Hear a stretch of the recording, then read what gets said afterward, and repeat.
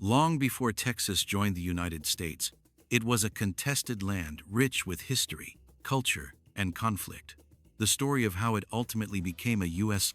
state is full of twist and epic saga of empire, revolution, diplomacy, and war. To understand how Texas became part of the United States, we have to go back centuries to when the land was first claimed by Spain and walked by indigenous peoples who had lived there for generations. For thousands of years before Europeans arrived, Texas was home to Native American tribes like the Caddo, Comanche, Apache, Karankawa, and others. These tribes had unique languages, traditions, and systems of trade and diplomacy. They lived in complex societies and adapted to the diverse environments of the region, from the piney woods of East Texas to the arid deserts of the West. They were the original Texans, long before any foreign flag was planted in the soil. In the 1500s, Spanish explorers entered what we now call Texas, claiming it for Spain. But for centuries, Spain did relatively little to develop or control the area. It was distant, hard to reach, and prone to conflict with local tribes. Still, Spain saw Texas as a buffer zone protection against the expanding influence of other European powers like France. They built missions and presidios to spread Christianity and establish control, but the population remained small. Then in 1821, a major change happened. Mexico won its independence from Spain after a long and bloody struggle. Texas, once a part of New Spain, now became a northern province of the new Mexican Republic. But the same problems remained. Texas was underpopulated, vulnerable, and economically weak. The Mexican government needed settlers to defend and develop the land, and they came up with a bold plan: invite Americans to settle there.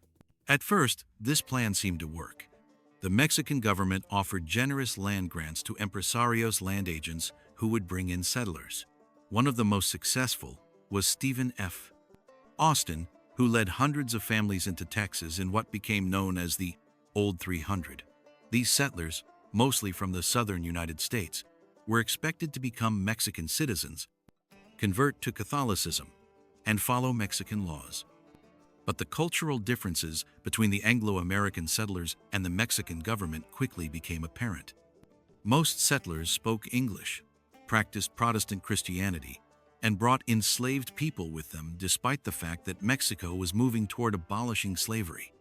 Tensions grew as more Americans poured into Texas. By the 1830s, there were more Americans than Mexicans living in the province, and many of them had no intention of fully integrating into Mexican society.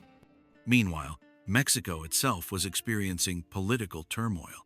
In 1833, General Antonio López de Santa Anna rose to power and later declared himself dictator. He abolished Mexico's federal constitution and centralized authority in the national government. This move angered many across Mexico, but especially the settlers in Texas, who had grown used to self-rule and resented the loss of local control. Things came to a head in 1835 when open rebellion broke out. The Texas Revolution had begun. What started as a resistance to Santa Anna's centralization quickly evolved into a fight for full independence. Armed clashes broke out at places like Gonzales and Goliad. Then came one of the most famous events in American and Texan history, the Battle of the Alamo. In February 1836, about 200 Texan rebels, including figures like Davy Crockett, Jim Bowie, and William B. Travis, took refuge inside the Alamo, a former Spanish mission in San Antonio. They faced thousands of Mexican soldiers led by Santa Anna himself. For 13 days, the defenders held out. But on the 6th of March, the Mexican army stormed the fort. Nearly every defender was killed. The battle was a crushing defeat for the Texans, but it became a powerful symbol of sacrifice and resistance. Remember, the Alamo became a rallying cry. Just a few weeks later, Texan forces under General Sam Houston launched a surprise attack on Santa Anna's army at the Battle of San Jacinto. The Texians caught the Mexican army off guard and defeated them in less than 20 minutes.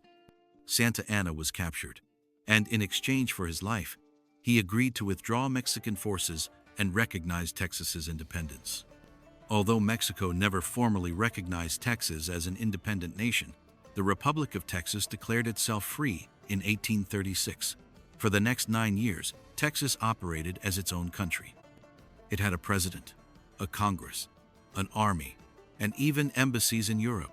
But independence brought new challenges. The young republic was nearly bankrupt, constantly under threat from Mexico, and struggling to control its borders. Raids by Native American tribes, economic instability, and internal political fights made survival difficult. Many Texans believed the best path forward was annexation, joining the United States. From the beginning, this had been the hope of many Anglo settlers. They had cultural and economic ties to the U.S., and becoming a state offered protection, stability, and prosperity. But there was one major obstacle: slavery. Texas allowed slavery, and bringing it into the Union threatened to upset the delicate balance between free states and slave states. Northern abolitionists opposed Texas statehood, fearing it would strengthen the political power of the South. Meanwhile, Mexico warned that annexing Texas would be seen as an act of war. As a result, several U.S. presidents hesitated, and Texas remained independent longer than it had expected. Then, in 1844, the political winds shifted. James K. Polk won the presidency on a platform of expansion. He was a strong believer in manifest destiny, the idea that the United States was destined to expand across the North American continent. Polk saw Texas as part of that destiny. In 1845, Congress passed a resolution to annex Texas, and on the 29th of December of that year, Texas officially became the 28th state of the United States. But the story didn't end there. Mexico still considered Texas part of its territory and refused to accept the annexation.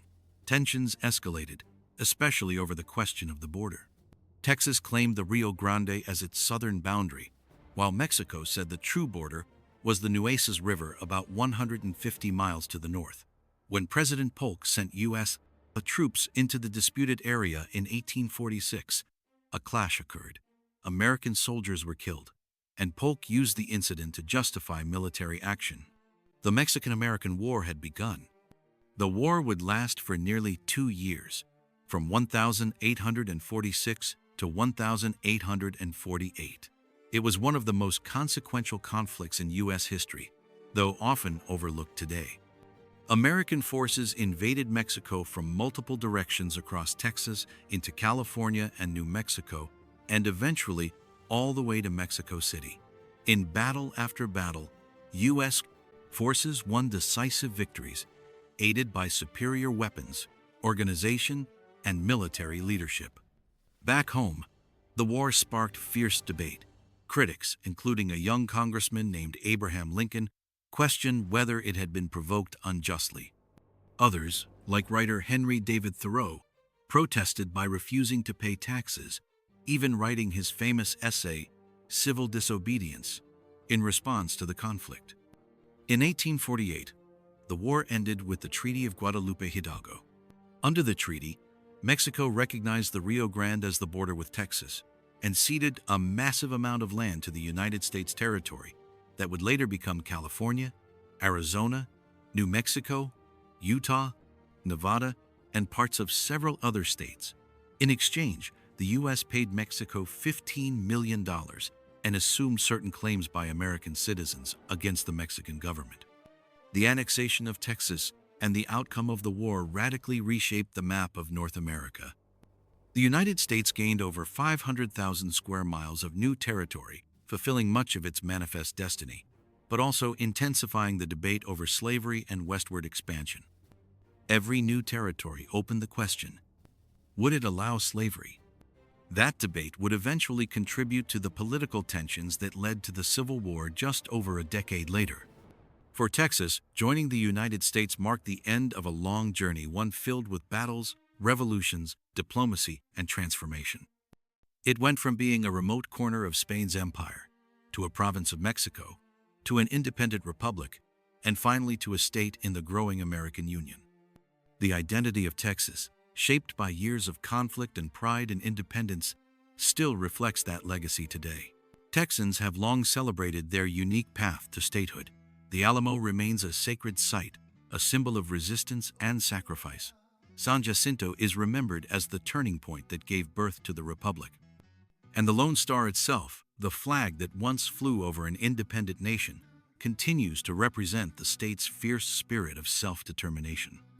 But behind that pride is a deeper and more complex story. The story of Texas is also the story of native displacement, of American expansionism, of slavery and the balance of power, and of diplomacy forged in blood. It's a story that connects local struggles to global empires, individual heroism to national ambition. How Texas became part of the United States was not inevitable. It was the result of calculated risks, passionate beliefs, and human decisions made in the heat of battle and the chambers of power. And though the flags over Texas may have changed, the legacy of those decisions continues to shape not just Texas, but the entire country, to this very day. From ancient tribal lands to the Republic of Texas, and finally to a star on the American flag. The journey of Texas is a story of resilience, ambition, and identity. Thanks for watching this deep dive into how Texas became part of the United States. If you enjoyed the video, give it a thumbs up, drop your thoughts in the comments, and don't forget to subscribe for more true stories from American history. Until next time, stay curious, stay informed.